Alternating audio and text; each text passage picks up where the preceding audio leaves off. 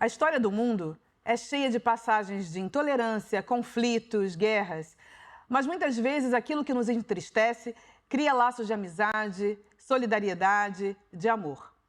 As histórias que a nossa convidada conta têm como pano de fundo alguns dos momentos mais dolorosos da humanidade.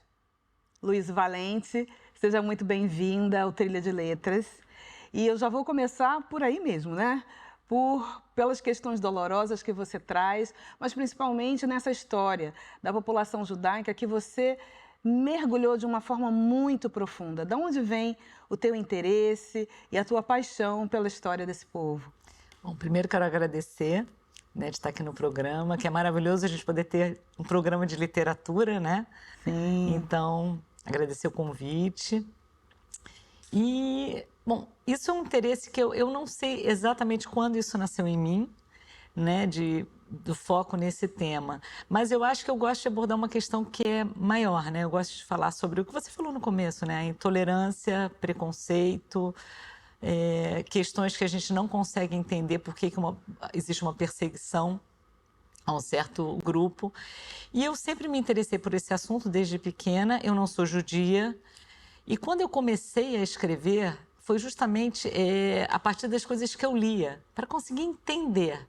E aí eu parti para o romance histórico, né? Porque eu acho que quanto mais a gente lê sobre um assunto, mais a gente consegue, talvez não compreender o porquê disso acontecer, mas a gente consegue entender um caminho.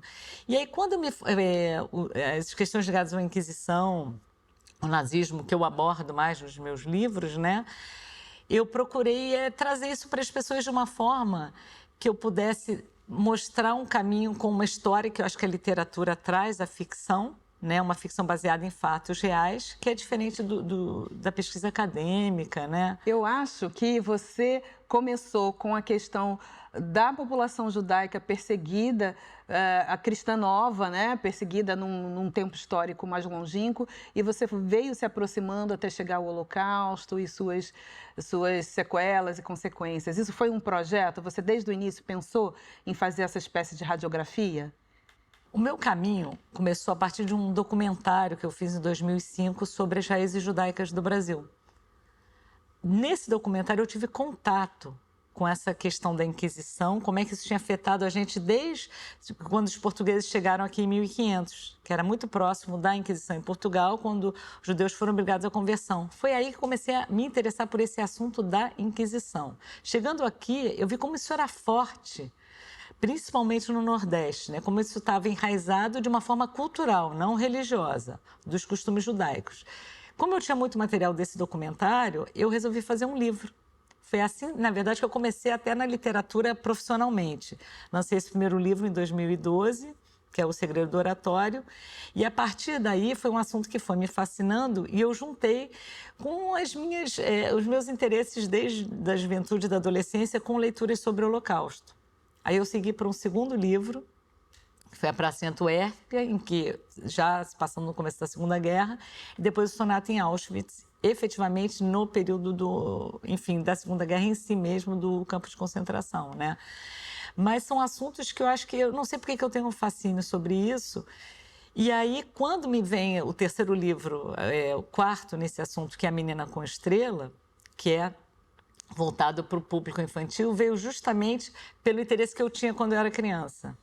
Eu não tinha material, a gente tem um diário de Anne Frank, né? Mas eu não encontrava, né, na literatura alguma coisa que pudesse me introduzir nesse assunto, né? Mas quando eu comecei a perceber como é que uma criança pode ter o primeiro contato com esse assunto, é a mesma coisa quando a gente faz em relação à homofobia, ao racismo. Sim. Como é que a gente faz quando a gente ainda é puro e inocente, né? Como é que se começa a entender essas coisas? Mas a gente vai mergulhar no livro mais recente daqui a pouco. Antes, eu tenho algumas outras perguntas para te fazer, porque eu acho que a gente tem uma história, como escritoras, semelhantes, né? Nós somos jornalistas, nós fazemos ficção histórica e eu queria saber de você como o jornalismo te ajudou. Você já me falou do documentário, né? Mas como ele te ajuda no dia a dia dessa pesquisa tão aprofundada em um tema que não é da tua origem familiar. A gente, no jornalismo, acho que tem uma... A gente já tem a curiosidade investigativa sempre, né? E nós, diferente dos historiadores, nós não somos acadêmicos. O historiador, ele sempre está tendo que comprovar alguma coisa. E eu acho que o jornalismo, ele permite uma história mais contemporânea. Então, além das pesquisas em livros, né, enfim, eu acho que é similar ao nosso trabalho, né, a gente tem aquele mergulho na pesquisa histórica do factual. Eu acho que eu acho que a grande diferença que a gente tem do romance histórico para o livro de história é que a gente consegue ter essa visão contemporânea, juntando pesquisas, criando uma história de ficção baseada em fatos reais. Eu acho que assim, a gente costuma, acho que, pisar na história, a gente vai caminhando pela história. É uma fabulação crítica, como diz a Saidiya Hartman, que a Sim. gente, né, na escrita negra, a gente sempre traz essa referência.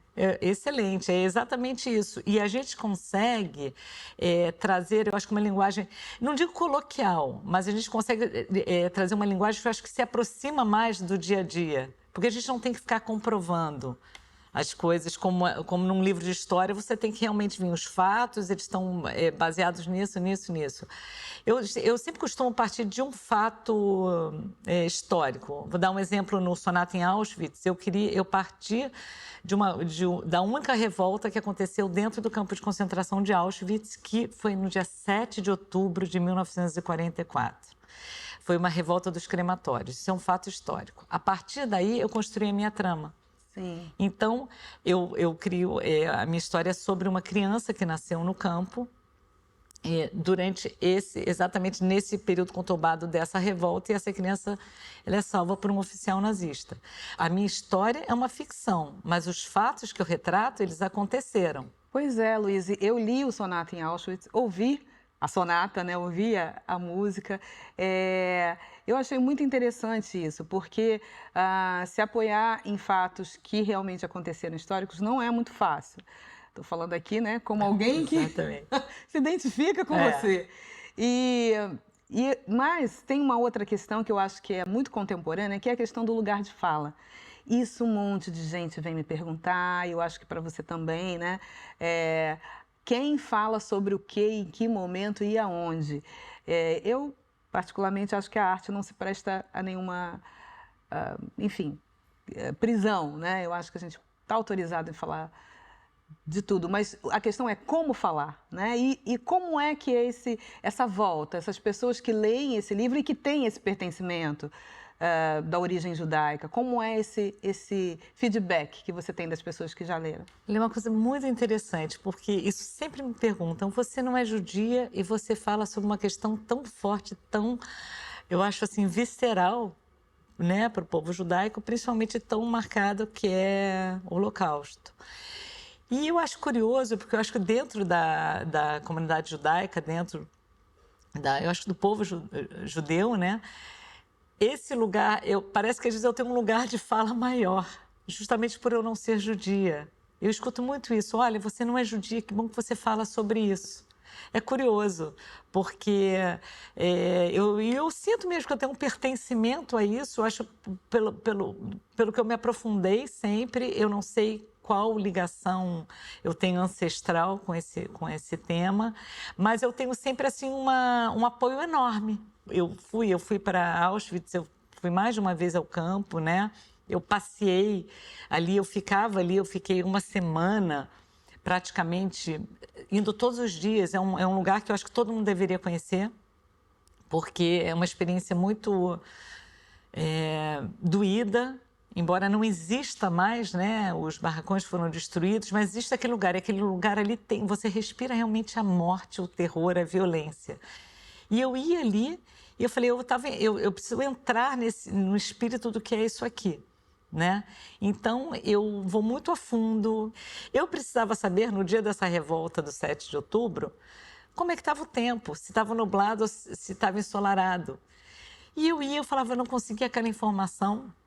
Eu fiquei meses. E é uma informação que define o final do meu livro, sabe? Entendi. Então, eu vou tão a fundo porque o meu medo é justamente que alguém venha para mim e fale, isso não aconteceu assim, que é o que a gente tem, que é a grande questão do revisionismo e do negacionismo. Eu acho que se eu fosse definir os seus livros, né, a sua obra em uma palavra, seria um estudo sobre, uma frase, né, uma expressão, um estudo sobre a intolerância. Você concorda? Eu escolhi falar sobre intolerância, sobre perseguição, sobre essa violência gratuita, né? Em relação ao antissemitismo. Tá? Mas eu acho que isso vale para tudo, vale a violência contra negros, contra mulheres, contra homossexuais, contra pessoas com algum tipo de deficiência. Eu acho que isso ele entra em todas as minorias e maiorias perseguidas. Então eu acho que a minha visão, eu escolhi falar sobre essa questão, pegando o Holocausto e pegando a Inquisição e pegando a questão judaica. Mas eu acho que vale para tudo. Sim, Milton Ratum já esteve aqui conosco, maravilhoso, e ele tocou num ponto muito interessante, que é o seguinte: a gente está num momento muito acirrado, de polos muito inflamados, e ele falou sobre a questão do desconhecimento, né, da desinformação. São temas difíceis e que a gente precisa se informar para conversar sobre eles, e não dessa forma apaixonada que as pessoas estão nas redes, se agredindo. O que você teria para recomendar ou para referenciar nesse momento para que as pessoas se informem um pouco mais, façam esse mergulho que você fez, mesmo que não tenham esse pertencimento familiar e, enfim, de origem ancestral? Eu acho que a gente está vivendo um momento que eu acho assim de fanatismo, né? Eu acho e todo fanático, ele é emocional, ele não é racional. Então a gente tem os polos, as discussões, as brigas, e eu acho em torno sempre a desinformação. São pessoas apaixonadas por uma ideia que elas se enrijecida. E elas brigam e a gente fica sem saber exatamente por que as pessoas estão brigando. Eu acho hoje assim, na questão Palestina-Israel, eu não sou palestina, eu não sou israelense, eu não sou uma judia israelense, eu não sou uma palestina. Então, eu acho que nenhum de nós pode saber o que é exatamente estar nesses lugares nesse momento. Então, a gente de fora, é o seguinte, eu acho que não existe lado. Eu acho que em guerras, a gente, como essa ali, a gente não tem um lado, a gente não tem como tomar uma posição. A gente vê o seguinte, uma violência extrema, né, dos dois lados. Então, o que eu sempre aconselho, assim, nesse momento, é um livro que eu adoro, e um autor que eu adoro, que é um autor israelense, que é o Amos Oz. Aliás, Amos Oz nasceu ainda como um judeu palestino, porque ele nasceu antes ainda da criação do Estado de Israel. Né? Então, Amos Oz viveu naquela região e ele é um pacifista, sempre foi, né? Enfim, e ele diz o seguinte, ele tem um livro que chama Como Curar um Fanático, que eu acho maravilhoso, é uma leitura que eu recomendo para todo mundo, porque ele diz o seguinte, o fanatismo, primeiro ele diz sempre assim, a gente cura o fanatismo com humor, a gente nunca vê um fanático bem-humorado. Eu acho que é muito difícil a gente ser imparcial, mas eu acho que na hora de se informar, a gente tem que tentar ter um mínimo de imparcialidade. Porque o que acontece hoje é que a gente vai procurando nas fontes que dizem o que a gente quer ouvir. Sim. Então, quando a gente consegue... coisa do algoritmo, né? O algoritmo te joga para... E quando a gente consegue olhar um pouco para o outro lado, sabe? Olhar os dois lados, você pode chegar e falar assim, mas você precisa ter, principalmente porque a gente está com muita desinformação.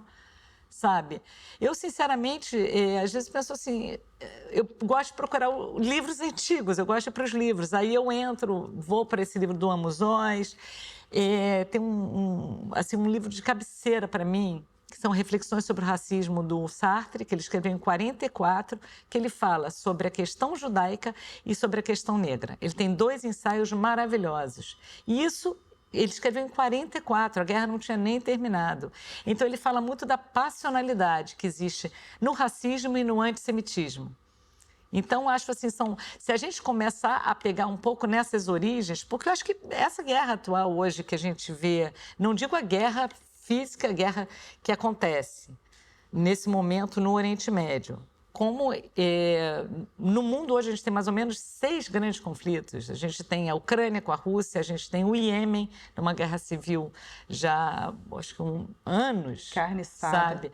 A gente tem a questão dos armênios no Azerbaijão. Enfim, a gente tem vários outros conflitos acontecendo no mundo que têm um peso tão grande como teria esse do Oriente Médio. Então, acho que nós poderíamos hoje também começar a olhar para todas essas questões, sabe, de uma forma mais ampla. A gente tem um conflito lá e a gente tem em vários lugares. Vamos voltar já já com essa questão aí, que é muito quente, esse papo que é muito bom. Pessoal, vamos no Dando a Letra. Rapidinho a gente volta com Luiz Valente e todos os seus livros incríveis sobre intolerância. Minha Mulher que Paria um Peixe e outros contos fantásticos de Severa Rosa, da escritora maranhense Rai Soares, finalista do Jabuti de 2022, temos contos baseados nas lembranças das histórias que a autora costumava ouvir da sua avó.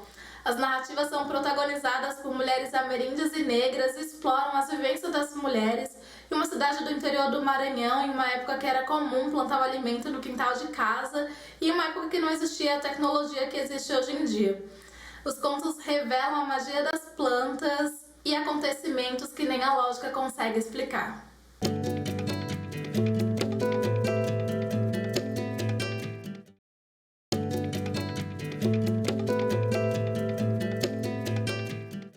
Voltamos agora com Luiz Valente, continuando num assunto muito bom que a gente estava aqui, né, esmiuçando. E você me falava sobre todos os conflitos que existem no planeta Terra hoje e que a mídia está concentradíssima, me parece, em muito pouca coisa, né, do que acontece no mundo. Você acha que existem algumas dores que são maiores que outras? Eu acho que as dores são também muito individuais, né? Eu acho que talvez dor, eu acho que cabe muito bem com o momento hoje. Dor e mortes, eu acho que não existem quantidades. Porque quando a gente sente uma dor, se a gente perde um ente querido, a nossa dor é imensa, mais forte, porque ela é pessoal. E eu acho o seguinte, eu acho que existem ânimos mais animados, ânimos animados exaltados, né? Ânimos exaltados. E eu vejo hoje nessa questão é que até a gente tendo esse conflito, ele exacerbou outros ânimos, além da situação em si, sabe? Eu acho que nós somos pacifistas, eu sou uma pessoa pacifista, eu acho que, de qualquer forma, assim, sou a favor de um cessar-fogo, sim. Sabe, o que a gente vê hoje é terrível, eu acho que dos dois lados. Eu me comovo com a situação dos dois lados e eu acho que não existem quantidades, né? As pessoas às vezes podem falar, morre mais gente de um lado do que de outro, mas a morte e a dor, eu acho que elas não são medidas por quantidade, né? Morrer Você trouxe uma referência muito interessante, que foi o livro do Sartre, que faz aí um paralelismo entre dois estigmas, se é que a gente pode colocar assim. Mas o que a mídia nos traz, a sensação que dá, é que alguns conflitos são mais valorados do que outros, principalmente para a população negra, para a própria população palestina, para a própria... Você concorda? Como jornalista, você acha que existem esses pesos? Olha, eu acho, hoje em dia, o que eu tenho visto...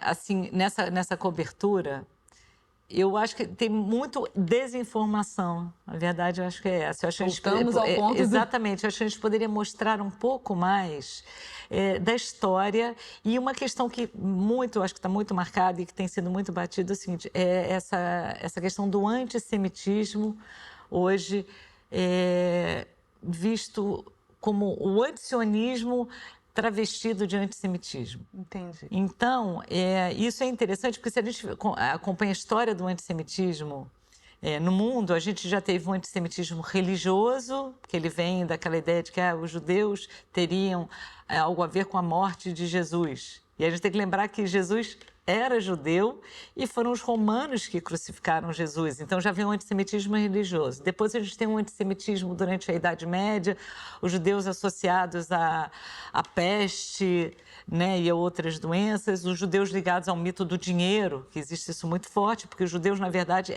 que podiam negociar, que a igreja permitia só os judeus que negociassem. Os cristãos não podiam mexer com o dinheiro. Então, cria-se esse mito. Então, o que eu acho é que hoje a gente tem, que é o meu questionamento hoje, quando a gente tem protestar contra a guerra, sim, como a gente tem protestar contra a guerra hoje a Ucrânia, né, hoje também sendo massacrada, e outros conflitos no mundo, mas o meu questionamento, quando eu olho e vejo na desinformação, é por que não protesto anti-guerra Israel e Gaza, hoje, a gente tem uma suástica, porque isso é um símbolo que remete ao nazismo e à perseguição judaica. E é isso que eu falo, a gente está tendo uma onda antissemita muito forte, que se perde um pouco a questão do próprio conflito no Oriente Médio. Então vamos agora jogar tudo aqui, nesse livro para criança, né? Infanto-juvenil, crianças. A gente pode falar de tudo com criança?